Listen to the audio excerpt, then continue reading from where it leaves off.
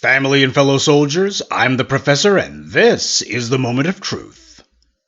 Last week, a California Committee on Reparations, created by Governor Gavin Newsom, held a vote as to who would qualify for reparations. The 9-person panel was deadlocked as to whether to include all black people in the state regardless of lineage, or to limit it to those whose ancestors were actually promised reparations. The vote came down to the wire, and it was a squeaker. A bare 5-4 decision in favor to define reparations in the state as being for black people who are descended from American slaves. There was a hyper-aggressive effort to demand that it be for all black people, but of course black is a loaded term. By now we ought to know exactly how that scam works. Before it's all over, in fact, in very short order, you would have a whole bunch of white people showing up claiming that, oh, well, I have a great-great-great-great-grandfather on my mother's side who is black, so that means I should be included as well. And of course, you got a whole lot of people who are otherwise melanated who want to pick and choose when they want to call themselves black. And in too many cases, those instances are few and far between. There were, of course, the usual predictable shaming language and attempts to try to make us the bad guys, saying that the people who actually were descended from American slaves, well, we were being divisive, and by insisting on this, we were being selfish.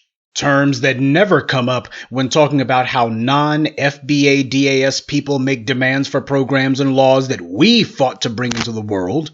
Everyone else loves to rub our faces in how they were able and allowed to take advantage of all the things that we fought for, and they'll always, with a smile on their faces, tell us, well, they worked harder for it than we did. Well, they were just smarter, you see. You lazy akata. You lazy blacks. You don't get what you deserve. You get what you can leverage. Well, leverage requires weight. And when you compare our numbers to those, especially of the black migrants, you see that we outweigh them several times over. So, in this case, I don't want any complaining. And by the way, before we go any farther, gotta tip my hat to Brother Tariq for pressing our concerns to the panel in this case. It just goes to show, when it comes time to talk about real business and what it is we're supposed to be getting, there is no substitute for having someone in the room. And it just goes to show that our arguments, our demands are ironclad. The problem is not whether or not what we say is popular. The problem is they make sure to exclude us systematically, because once we start pressing our issues and our concerns, you can't argue with it. This is about a historical debt. This is not just another government handout. It's not just another government grab bag for every other constituency so that everyone gets something except for us, which is what all of these little programs have always been. Thinly veiled giveaways to elevate and improve the condition of everyone else except us. Also, the people of foreign descent who are complaining that reparations ought to apply to everybody, these are groups who constantly deny being black. People who will tell you in a heartbeat that they're Jamaican, or they're Dominican, or they're Nigerian, or Kenyan, or Trinidadian, or whatever, but they're not black. And we're not supposed to say anything about that because, after all, these people, they're just adhering to and standing up for their particular specific culture. That's all. Yeah, well, that's exactly what we're doing then, and I don't expect to have any complaints about it. That's the game they've played, and what they found out was they played themselves. Dr. John Henrik Clark talked about how the Puerto Ricans, another melanated group who tries to pick and choose when they're white, how they had 2 applications out. If white power was able to hold on to its control, then they would continue to insist that they're white. But if white power loses control, and black people manage to gain power for ourselves, and all of a sudden they would be claiming to be black, or at the very least, the proverbial people of color. The same applies to the black immigrants. For several decades, they've had 2 applications out. When they saw a chance to ingratiate themselves with the dominant society, they would beat their chest and say that they're Nigerian, Caribbean, etc., and claim that there's no racism. They'll claim nobody's held them back. Why, they're the proof that America's not racist at all. They'll talk about DAS/FBA people in the third person, saying they have had a different experience from white people. These black immigrants talk about us as if they think they're Caucasians. But when white power puts its foot up their behinds and they need us to back them up, all of a sudden they're black, at least for the day. One more thing. we've been pushing the reparations tangibles issue hard, only for about 7 years or so. And you notice that we've made a hell of a lot more progress in this time than other professional do-nothing organizations like NCOBRA. These guys never moved the ball even 1 inch. That's because the only thing they were concerned about was their next luncheon they were going to go to, or the NAACP summer dinner, or the James Clyburn fall fish fry. See, we've always talked about our reparations, but I mean making it a mainstay of our discourse. We've been pushing the issue hard as hell for 7 years now, and in all that time, we've had a lot of people who have been bombing us with hate and derision and comments saying, man, that reparations thing, y'all need to quit that. That ain't never gonna happen. Ain't never gonna happen. Y'all just wasting your time. I'm sure you've seen these comments or heard some people trying to push that line. Those people are real quiet about now, ain't they? This is the reason why I and all the other hardliners in the new black media, we don't have any patience for any of these Negroes or any of these white sock puppets coming along trying to tell us what can't be done. They're trying to sow the seeds of defeatism. And the reason why is when you're dealing with an oppressed people, you're dealing with a group of people who have taken a lot of L's. And what you want to try to convince them of is, well, you're never going to be able to get a W. It's just going to be one L after the next. I mean, look at all the L's you've had to take so far. Why, this isn't going to change. That's a means of placing people into mental bondage, breaking their will to fight back. Because the enemy understands full well what would happen if we do. It started with us forcing this issue into the discourse. Oh yeah, you had people like Bernie Sanders saying, reparations, it's not feasible. Translation, I don't want it to happen, so I'm going to fight against you.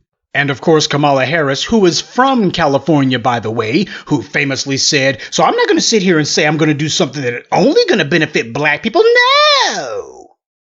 Well, when Evanston put the issue of reparations up, they tried to use the old counterfeit phony definition of reparations, that old bait and switch.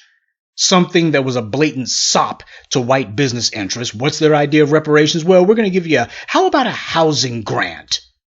You mean a program you're already doing? Yeah, except this time we'll go ahead and make sure some black folks get a couple of housing grants, and you guys will be able to take it to that white mortgage broker or lender over there or that white bank, and you can give them the money, and they can go ahead and see whether or not you got enough where you might qualify for a loan, and then they'll seize the house in a few years when you can't keep up the payments. That's not reparations. It's a trick bag. But the word was out there, though. We recognized it for the lie that it is, but we also recognized that the enemy was forced to have to move towards our position.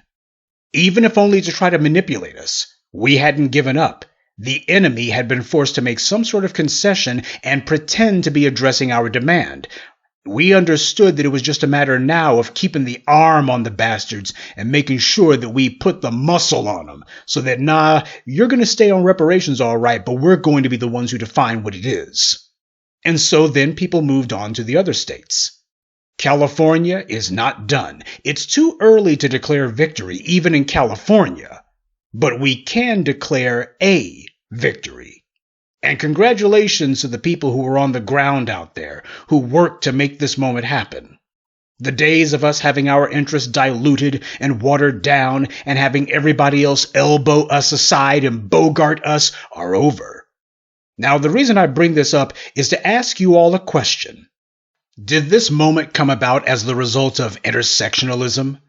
Did it come about as the result of having allies? Who were the allies we went to or worked with to cause this to happen? What agreements did we make with other people or other groups to cause this to happen? Did we water down our language or compromise on who it ought to apply to so we could get support from other people? We demanded something for ourselves, just for us, in our interests. We didn't try to make any half-baked deals with anyone, nor shoehorn them into the conversation. We kept it laser-focused, and we were unapologetic about this. Now, those of us in the black grassroots, we've been saying this for many years. We don't need friends, because we've got something far better than friends. We've got family.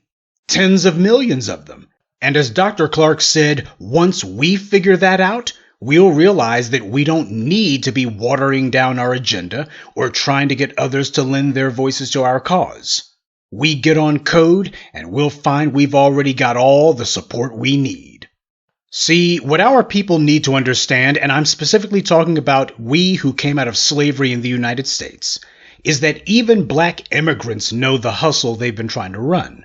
They're practicing the same schemes they pulled against each other in Africa, and for a while they had a receptive white audience. But as we've gotten on code, white power realizes that the operatives and agents that it's had are not having the impact that they once did, because what's happening is we're demanding people's paperwork. We're identifying people based on lineage, and that's had a powerful impact. Our grievance has always been recognized by everyone to be uniquely legitimate because we were the ones who made the United States and turned it into a place worth living. Without us, there would be no 13th, 14th, or 15th Amendments. Without us, Plessy versus Ferguson, Dred Scott, and the Asian Exclusion Acts and every other law and social practice that shut out non-whites would still be in place. Take a look at Latin America if you want proof of that. We were the ones who tore down the barriers to entry that these non-black groups, including black immigrants, have been using to elevate themselves and benefit from the changes that we brought about. We've had the white media foist this phony identity onto us that we're supposed to be some sort of voice for everyone except ourselves. We have been assigned a social role. We are the long-suffering voice of morality, broke, powerless, disrespected constantly, but we are oh so moral. This is what you call a psychic benefit, and because we saw the white media give us this backhanded compliment of being the moral po-folks, we didn't think about ourselves because that would be selfish, and as black people, we think about everyone else's benefit. This is plantation indoctrination in sheep's clothing. For a long time, we accepted this false definition of who we are, and a lot of paid-off bootlicking sellouts worked to try to legitimize this brainwashing. So when it came time to speak for our interest, we convinced ourselves that there was something wrong with us doing that, and that we had no more right to aggressively push our own interests than anyone else because, well, everyone's been mistreated in America, don't you know? We were repeating the white supremacist talking points, and a lot of us didn't even realize it.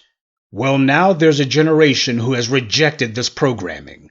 Our demands are legitimate, and everyone knows it. What they didn't know was if we were ever going to wake up to this reality ourselves and begin exercising, as Dr. John Henrik Clarke beautifully put it, the essential selfishness of survival. We told ourselves for so long, if we asserted ourselves, everyone would get mad and reject us.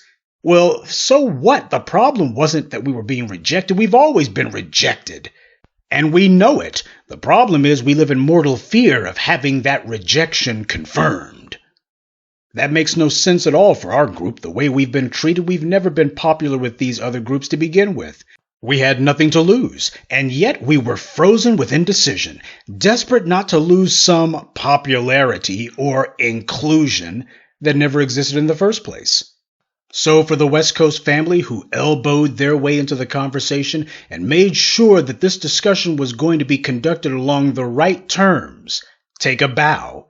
And make no mistake, the fact that this happened in California is nothing to sniff at, because after all, as the old saying goes, as goes California, so goes the nation. But as we've proven, as goes the black grassroots, so goes California. Good day, and be one. I'd like to take a moment to mention some of our contributors. Rudolph Headley L., Cloudwalker Z., Laquan, Eddie Newsom, and Carmen Logan. Salute to them and thank you to everyone for listening, liking, and sharing this message. Black empowerment only exists because of you.